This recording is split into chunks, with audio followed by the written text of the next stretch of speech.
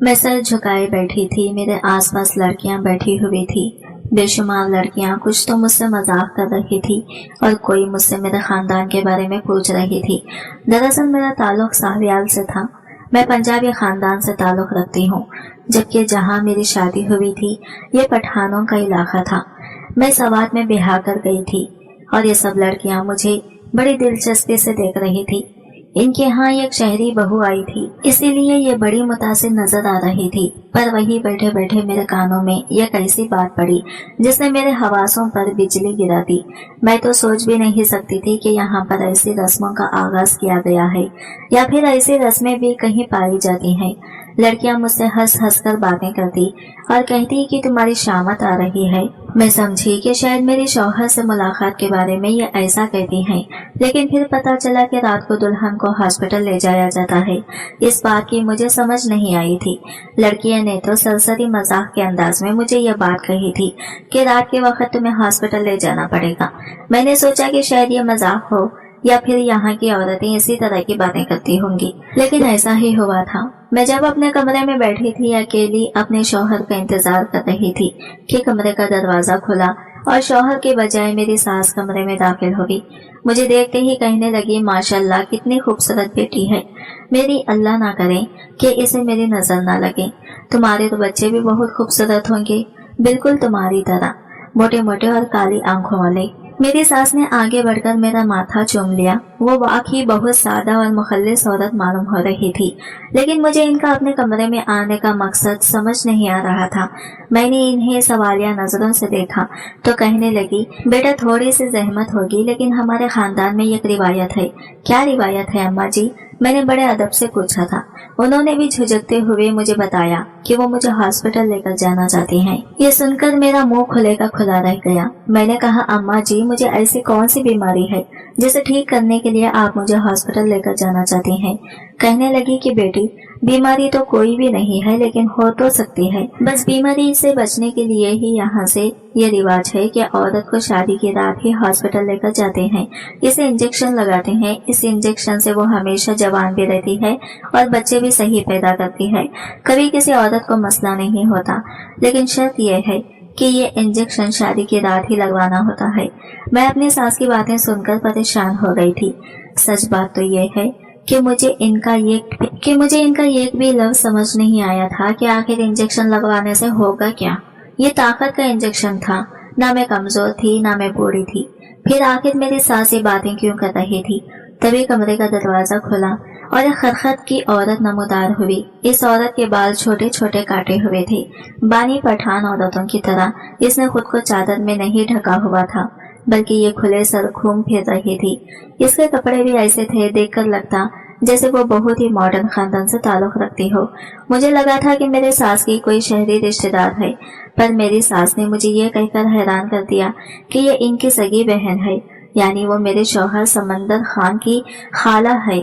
जाहिर है अदब का रिश्ता बनता था। मैंने इनको सलाम किया, पर वो खरखत लहजे में मुझसे कहने लगी, ए लड़की उठो, जल्दी करो, हमें इस वक्त हॉस्पिटल चलना होगा।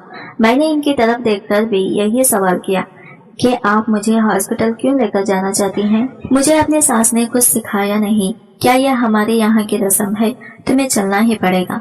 मैं ये सुनकर परेशान हो गई। मैंने कहा, अच्छा मैं कपड़े तब्दील करके आती हूँ, तो फिर आपके साथ हॉस्पिटल चलूंगी। लेकिन मुझे कोई बीमारी नहीं है।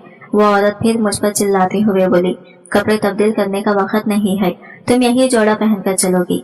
अच्छा ठीक है, मैं थोड़ा मुंह धोकर आती हूँ। नहीं, मुंह भी नहीं धोना, इसी तरह हमारे साथ चलो, बस जैसे अभी बैठी हुई हो बिल्कुल इसी तरह, एक इंच भी तब्दील नहीं करना। खुद को वो औरत बड़ी ही थकमाना लहजे में कह रही थी। मुझे इनका यूं बात करना अच्छा तो नहीं लगा, लेकिन मैं क्या करती, वो मेरी सास थी। सो मैं उठकर खड़ी हो गई और इनके साथ ही चल पड़ी। पर मुझे ये समझ नहीं आ रहा था कि आखिर ऐसा कौन सा इलाज है जो शादी की रात ही करवाया जाना है। ना मेरे टेस्ट हुए हैं, ना मुझे चेकअप किया गया। इन्हें कैसे पता कि मैं बीमार हूँ? मुझ में तो कोई बीमारी नहीं थी।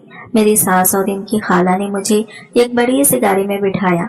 गाड़ी इतनी शानदार थी कि मुझे इस खानदान पर फख्र होने लगा कि मैं जहाँ ब्याह कर आई हूँ वो लोग बहुत ही अमीर हैं। खैर हम लोग थोड़ी देर में हॉस्पिटल के बाहर पहुँच गए थे, लेकिन ना ही मेरी सास ने किसी चौकीदार से पूछा ना किसी डॉक्टर से। मेरी सास मुझे सीधा ये कमरे में लेकर चली गई। वहां जाकर खाला जी ने ये कमरे की लाइट ऑन की, जबकि दूसरे की बुझा दी। दरमियान में मुझे लेटाया गया। बस बेटी यहाँ लेट जाओ, डॉक्टर आ ही रहा होगा। ये कहकर मेरी सास ने कमरे का दरवाजा बंद कर दिया। खौफ के मारे मेरे तो पसीने छूटने लगे। मैं अपनी उर्दूसी लिबास में बैठी थी। मुझे ऐसी कौन सी बीमारी थी कि इतनी इमरजेंसी में मुझे यहाँ लेटाया गया था। मेरी सास थोड़ी देर के बाद जूस लेकर आ गई। लो बेटा ये जूस पी लो, इससे तुम्हें आराम आएगा। अम्मा मैं जूस नहीं पीऊंगी, मुझे बिल्कुल प्यास नहीं लग रही। अरे कैसे नहीं पियोगी? ये जूस नहीं पियोगी तो तुम्हारा अल्ट्रासाउंड कैसे होगा? मेरी सास के साथ ही खड़ी इनकी खाला ने बात कही थी। जी तो अल्ट्रासाउंड के लिए जूस पीने की क्या जरूरत पड़ गई? मैं पानी पी लेती हूँ, मैंने गुस्से से कहा। मैं जो कह रही हूँ तुम्हें वही करना पड़ेगा। जूस पियो वरना बहुत बुरा होगा। जूस पीने से तुम्हें पेशाब जल्दी आएगा और अल्ट्रासाउंड भी हो जाएगा। मेरी सास की खाला जिनका नाम मारिया था, उन्होंने तकरीबन मुझ पर चिल्लाते हुए कहा तो मैंने फटाफट वो जूस का गिलास पी लिया, लेकिन मुंह लगाते ही मुझे कड़वा सा महसूस हुआ। जब भी मैंने अपने पास पकड़े टिश्यू पेपर में आधा जूस जस्ट कर लिया और इसे अपने पास ही रख लिया। मेरे पास एक छोटा सा पर्स मौजूद था जिसमें बाकी का सारा जूस गिरा दिया। मुझे मालूम था कि अब वो सारा जूस मुझे पीना नहीं पड़ा तो इसका कोई असर भी नहीं होगा। बस वो जो हल्का सा जूस मैंने पिया था, इसकी वजह से मेरे चेहरे पर अजीब सी जलन होने लगी और गंदगी छाने लगी। मेरी सास तो वहां से पहले ही जा चुकी थी। अब इनकी बहन वहां पर मौजूद थी, जो कि किसी सूरत भी मुझे कोई डॉक्टर मालूम नहीं हो रही थी। फिर कमरे में मुकम्मल अंधेरा छा गया। मुझे अपनी गर्दन पर किसी का लम्स महसूस हुआ। मैं नहीं जानती कि वो क्या था। काफी देर यही अमल दोहराया जाता रहा, लेकिन मैं समझ नहीं पाई थी कि यह है क्या। बस मुझे थोड़ा थोड़ा शक था कि मेरे साथ क्या हुआ है। मुझे बेहोश करने की कोशिश क्यों की गई है। फिर मुझे आंखों पर पानी की छींटे मारकर होश में लाया गया। मैंने सामने देखा तो मेरा शौहर और मेरी सास अम्मा खड़े थे। शुक्र है बेटी कि तुम्हारा इलाज हो गया, अब तुम घर चलो। तुम्हारे साथ मेरा बेटा बहुत सारी बातें करना चाहता है। इसने तुम्हें सारी दुनिया से लड़कर हासिल किया है, इसका भी तो हक है ना तुम पर। मेरी सास बड़ी ही मासूम औरत थी, जबकि इनकी बहन वहां से जा चुकी थी। मारिया आंटी ने मुझे इस कमरे में लेटाकर क्या इलाज किया था, मैं इससे मुकम्मल तौर पर बेखबर थी, लेकिन मेरे दिल में हैरत जरूर थी। कुछ कुछ मुनाजिर मेरे जहन में महफूज हो गई थी। मैंने दिल में सोच लिया था कि मैं इस रस्म के बारे में जरूर जानूंगी, क्योंकि ना ही मेरा अल्ट्रासाउंड किया गया था, ना ही मुझे कोई रिपोर्ट दी गई, ना कोई कागजात थे, ना मुझे दवा दी गई, ना मेरे जिस्म पर टाके का कोई निशान था। फिर आखिर ऐसा कौन सा ऑपरेशन हुआ जिसके बारे में मुझे पता ही नहीं चला। मैं घर आ गई। मैंने अपने शौहर से इस बात का जिक्र किया और पूछा कि ये क्या था, कौन सा इलाज था, किस चीज का इलाज था। कहने लगे कि देखो मदीहा, मैं तो सिर्फ इतना जानता हूँ कि हमारे घर की कोई जरूरत नहीं है, इससे औरतों की सेहत पर अच्छा असर पड़ता है, तो तभी अम्मा लोग ये रस्म हमेशा करवाते हैं, क्योंकि इसी से तो सभी औरतों की जिंदगी में सुकून है। और तुम्हें पता है कि हमारे इलाके में कोई लेडी डॉक्टर है नहीं। अब जो अम्मा की बहन है वो डॉक्टर है, तो इनकी बात मानने से हमें अगर फायदा होता है तो इनकी बात हमें मान लेनी चाहिए। ये बात सुनकर मैं बड़ी हैरान हुई थी। मैंने कहा कि आपको कैसे पता कि आपकी अम्मा की बहन डॉक्टर है? वो तो इसी इलाके से ताल्लुक रखती हैं। आपकी अम्मा कम पढ़ी लिखी हैं तो वो भी कम पढ़ी लिखी होगी। आपने क्या इनको तालीम हासिल करते देखा है? मेरा शौहर भी सोच में पड़ गया। बोला कि नहीं, ऐसा तो नहीं हुआ। हम तो वाकई में इनकी डिग्री से वाकिफ नहीं हैं कि वो डॉक्टर हैं भी या नहीं। मैंने कहा कि सही बात है, जब आपको यही नहीं मालूम कि वो डॉक्टर है या नहीं, तो फिर इनके पास जाने की क्या तक बनती है। मेरे शौहर को फिलहाल इन बातों में कोई दिलचस्पी नहीं थी। वो मुझसे राज और नियाज की बातें करना चाहता था, सो मैं भी खामोश हो गई। मैंने कहा कि आप बिल्कुल फिक्र नहीं करें, मैं आपसे दोबारा इस बारे में कोई सवाल नहीं करूंगी, लेकिन अब आप ही मुझसे वादा करें आप कभी मुझ पर शक नहीं करेंगे। मैं इस मामले की तह तक पहुंच जाऊंगी। बोले कि हाँ बिल्कुल सही है, तुम जो चाहो करो, बस मुझे इन मामलों से दूर रखो। मैं सिर्फ तुम में दिलचस्पी रखता हूँ। अपने शौहर की मोहब्बत और बेताबी देखकर मुस्कुरा दी थी। अगले दिन मैंने इस मामले की तह में झांकना शुरू कर दिया था, क्योंकि अगले दिन मारिया आंटी खुद हमारे घर आई। कहने लगी कि बेटी तुम हमारे घर चलो, हमने तुम्हारी दावत करनी है। मेरा शौहर भी तैयार हो गया। रात वाला वो पूरा सबक भूल गया था, जो भी मैंने मारिया आंटी के खिलाफ बातें की थी या जो मैंने कल उनसे मुहतात रहने का कहा था, वो इसके जहन से जा चुका था। मारिया आंटी का इतना रोब था कि जो भी इनकी बात सुनता वो वही करता जो इन्हें कहा जाता। खैर से मारिया आंटी घर हमने शाम को ही जाना था। मैंने सोच लिया कि ये अच्छा हो गया, चलो इनका घर देखने का मौका मिल जाएगा। इसी तरह मुझे मालूम भी हो जाएगा कि दरअसल मारिया आंटी खुद एक डॉक्टर है भी या नहीं। इस बात की वजह से मैं परेशान भी थी और थोड़ी थोड़ी मंजस भी थी। हम जल्दी ही मारिया आंटी के घर पहुंच गए। घर क्या था, एक महल था, जिसे देखकर मेरे तो मारे हैरत के मुंह खुला का खुला रह गया। अब मैं समझी थी कि सब लोग इनकी इतनी इज्जत क्यों करते थे। हम लोग जब अंदर दाखिल हुए, एक एक चीज बहुत ज्यादा नफासत और खूबसूरती के साथ रखी गई थी। काफी ज्यादा महंगी चीजें वहाँ पर थी, जिन्हें देखकर मुझे लगा कि मारिया आंटी वाकई एक बहुत अमीर औरत है। मैंने अपनी सास से कहा, आपकी बहन तो लाखों में कमाती है, सर्जरी जो करती है, लड़कियों के ऑपरेशन नहीं, उन्हें ये इमारत और दौलत दे दी। मेरी सास कानों को हाथ लगाने लगी। खुदा का खौफ करो बेटी, मेरी बहन किसी से पैसा नहीं लेती, 1 रुपया नहीं लेती इलाज करने का, वो तो ये काम मुफ्त में करती है। ये बात सुनकर मैं हक्का बक्का ही रह गई थी। जब लोग इनको पैसे ही नहीं देते तो आखिर ये दौलत कहाँ से आई। मैंने कहा कि ये दौलत इनको इनके शौहर की तरफ से मिली है, लेकिन जब मैं मारिया आंटी के शौहर से मिली तो वो भी एक मामूली सा आदमी था। इसे देखकर कहीं से भी नहीं लगता था कि वो लाखों करोड़ों की इस जगह का मालिक है। लेकिन बहरहाल काफी सारी बातें थी जिन पर मुझे शक था। मैंने मारिया आंटी से पूछा भी कि आपने डॉक्टर की तालीम कहाँ से हासिल की है। कहने लगी कि बस मैंने पुराने वक्तों में पढ़ा है। इनको किसी कॉलेज का नाम भी नहीं पता था। कहने लगी कि इस हॉस्पिटल में जहाँ मैं तुम्हें लेकर गई थी, वहाँ मेरे जानने वाले बहुत लोग हैं। मैं एक सीनियर डॉक्टर के तौर पर काम करती हूँ। मेरा वहाँ पर एक ऑफिस भी है। ये बात सुनकर मेरे जहन में खटका सा हुआ। मैंने ठान ली कि मैं इस हॉस्पिटल में जाकर जरूर पता लगाऊंगी कि मारिया आंटी यहाँ क्यों आती हैं। लेकिन दावत के दौरान ही मारिया आंटी ने, मेरी सास ने, ये कैसी बात की जो मेरे जहन में चिपक कर रह गई। कहने लगी, मैंने सुना है कि तुम अपने छोटे बेटे का भी रिश्ता करना चाहती हो। देखो, अच्छे लोगों में रिश्ता करना, और हाँ, जो तुम्हें कह रही हूँ, इस लड़की की सेहत के बारे में मालूम कर लेना, और अगर तुम्हें पता चले कि इस लड़की में कोई भी मसला है तो पहले मुझे बताना। बहरहाल शादी की रात वाली रस्म तो मैंने ही करनी है, तो मैं इसका इलाज कर दूंगी। मेरी सास ने सादतमंदी से सर हिलाया, जैसे वो जानती हों कि इलाके के सबसे बड़े डॉक्टर मारिया आंटी ही हैं। मुझे इन बातों पर यकीन नहीं था। 2 बातें मुझे मालूम पड़ चुकी थी। एक तो मुझे हॉस्पिटल से इस बात का सुराग मिल सकता है, दूसरा मेरी देवरानी के आने पर, इस रस्म में शामिल होने पर भी मुझे कुछ न कुछ इल्म जरूर हो जाएगा। अगले ही दिन मैं हॉस्पिटल पहुंच गई। वहां जाकर मैंने इस कमरे के मुताल्लिक पूछा। ढूंढा तो पता चला कि ये कमरा मारिया आंटी ने हॉस्पिटल वालों से लाख रुपये महीना किराए पर लिया हुआ है। ये बात बड़ी हैरान कर देने वाली थी कि 1 लाख रुपये किराया ये कमरे का वो क्यों कर देती हैं। आखिर ये कमरा लेने का मकसद क्या है। बाकी जब उससे मैंने पूछा तो पता चला कि मारिया आंटी का तो डॉक्टरी से दूर दूर तक कोई ताल्लुक ही नहीं है। उन्होंने बस ये हॉस्पिटल अपने कमरे के लिए रखा हुआ है। इस कमरे का वो महीना 1 लाख रुपया किराया देती हैं। यहाँ पर उन्होंने छोटे मोटे बिस्तर और इस तरह की चीजें रखी थी जिनको देखकर लगता था कि ये वाकई कमरा एक हॉस्पिटल की शक्ल पेश कर रहा है। मैं वो कमरा देखकर वापस आ गई।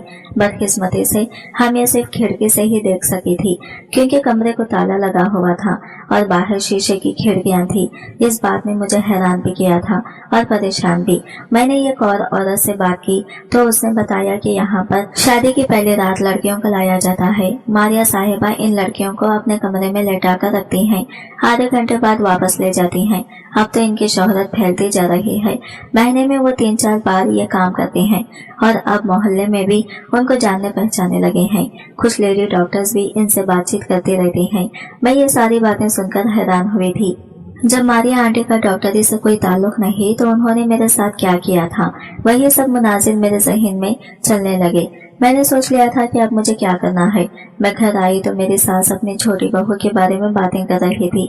जाहिर है वो लड़कियां वहां आई तो नहीं थी और मेरी सास ने पहले ही अपनी बहन को अपनी छोटी बहू के बारे में सब कुछ बता दिया था कि वह किस किस्म की है और इसकी सेहत कैसी है, तबीयत वगैरह वगैरह। मेरी सास इनसे फोन पर बात कर रही थी, कुछ परेशान लग रही थी। बहरहाल उन्होंने मुझे नहीं बताया कि असल मामला क्या है। बस उन्होंने कहा कि वो बहुत ज्यादा परेशान है। खैर मेरे देवर की शादी के दिन करीब आ रहे थे। मेरा इंजस भी बढ़ गया था।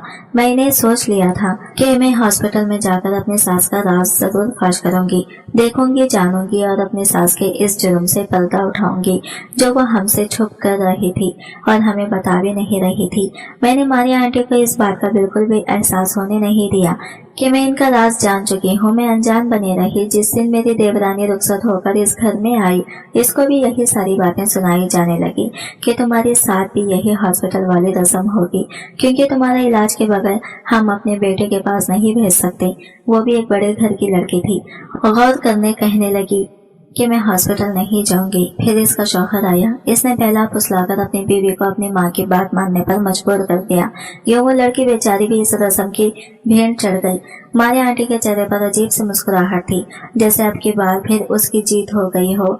लेकिन जैसे ही सब लोग गाड़ी में बैठने लगे, मैं भी गाड़ी में बैठ गई। मेरी सास को इस बात पे खुशी हुई थी कि मुझे अपनी देवरानी का एहसास है। मारिया आंटी को यह बात बुरी लगी थी। कहने लगी, हॉस्पिटल में ज्यादा लोगों का रश बर्दाश्त नहीं किया जाता। तुम चलकर क्या करोगी? घर पर ही रुको। मेरी सास ने मेरी हिमायत कर दी। बोली कि नहीं, बहू भी है, माहौल देखकर आएगी तो अच्छा है। खैर मारिया आंटी दांत चबाते मुझे अपने साथ लेकर चली गई। वहां जाते ही मारिया आंटी ने एक अजीब हरकत की। मुझसे कहने लगी कि तुम यहाँ से बाहर चली जाओ, हमें यहाँ पर अपनी बेटी का इलाज खुद करवाना है। ये वही कमरा था जहाँ इस दिन मई आई थी और मेरी सास मुझे लेकर आई थी, पर मेरी सास को बाहर भेज दिया गया था। मैंने नर्स को अच्छी खासी रकम दी, कहा कि तुम मुझे एक और यूनिफॉर्म लाकर दो, मैं तुम्हारे जैसा लिबास पहनकर इस अंदर होने वाले कमरे की कार्रवाई देखना चाहती हूँ। तुम लोगों को तो यहाँ आना जाना भी मना नहीं है। नर्स 10,000 रुपये लेकर आसानी से यह काम करने पर राजी हो गई। मैं जल्दी से इसका यूनिफॉर्म पहन अंदर आई। इस कमरे में मौजूद एक पर्दे के पीछे छुप गई। मैंने देखा मारिया आंटी लड़की को बेहोश करने के बाद इसके साथ जो कर रही थी वो होश उड़ा देने वाला था। अब मैं समझी थी कि मारिया आंटी इतनी अमीर क्यों थी। इसके घर में कीमती सोफे, मानूस और फर्नीचर कहाँ से आया था? वो फर्नीचर जिसका ये काम इंसान ख्वाब में भी नहीं देख सकता। इनके पास एक और लड़की खड़ी थी जो कि दुल्हन को पहनाए जाने वाले जेवरात उतार कर इसे नकली जेवर चढ़ा रही थी। करते करते उन्होंने बिल्कुल वैसा ही दूसरा जेवर दुल्हन को पहना दिया। ऐसा लग रहा था जैसे दुल्हन के साथ कुछ भी नहीं हुआ, लेकिन वो तो लुट चुकी थी। इसका कीमती खजाना इससे छीन लिया गया था। ये बात ना ही मेरी सास को पता थी, न गाँव में कानों कान किसी को इस धंधे की खबर हो सकी। आधे घंटे में इनका ऑपरेशन मुकम्मल होगा। ये मेरी देवरानी बेचारी को होश में लाकर बाहर खड़ा कर दिया गया। वो भी उसी लिबास में थी। बस उस जेवर के साथ हॉस्पिटल लाया गया, ऑपरेशन किया गया और फिर घर भेज दिया गया। मैं ये सारी बातें जान चुकी थी, पर मैं ये बात अपनी सास को कैसे समझाती? मैंने इन्हें कहा था तो कहने लगी, तुम ये सारी बातें झूठ कह रही हो। अपना जेवर मैके वालों को देकर नकली चढ़ा लिया होगा, इसलिए तुम ये बातें कर रही हो। मैंने कहा, आपको अगर यकीन न आए तो आप बाकी सब औरतों को जिनके साथ ये रस्म हुई है इनका जेवर जाकर चेक करवा लें। आपको पता है यहाँ पर लोग 10-10 तोला सोना चढ़ाते हैं। वो अपनी बहू को खाली हाथ नहीं रहने देते, तो फिर ये कैसे मान लेंगे आपके उन सब औरतों को नकली जेवर चढ़ाया गया? मेरी सास ये सुनकर सोच में पड़ गई। बात शायद दूसरों की होती तो उनको इतना एहसास ना होता, लेकिन अब जो हो गया था सो हो गया था। वो अपने घर में भी लुट चुकी थी। उन्होंने बाकी लड़कियों को ये रस्म करवाने से मना कर दिया, पर अपनी इतनी अमीर बहन से ताल्लुकात भी बिगाड़ नहीं सकती थी। सो यह हकीकत वो किसी को बता नहीं सकी और आज भी वो दिल ही दिल में कटती है कि काश हमें भी इस रस्म की हकीकत का पता होता तो हम इस तरह न लुटते कि हमारी सालों की जमा पूंजी इस औरत ने 1 महीने में हड़प कर ली और जमीन कानों कान खबर ना होने दी। इसलिए कहते हैं कि कोई भी काम करने से पहले तहकीक लाज़मी कर लेनी चाहिए। आज की वीडियो कहानी आपको कैसी लगी कमेंट करके जरूर बताएगा और वीडियो अच्छी लगी है तो लाइक शेयर जरूर कीजिएगा। हमारे चैनल को सब्सक्राइब करें।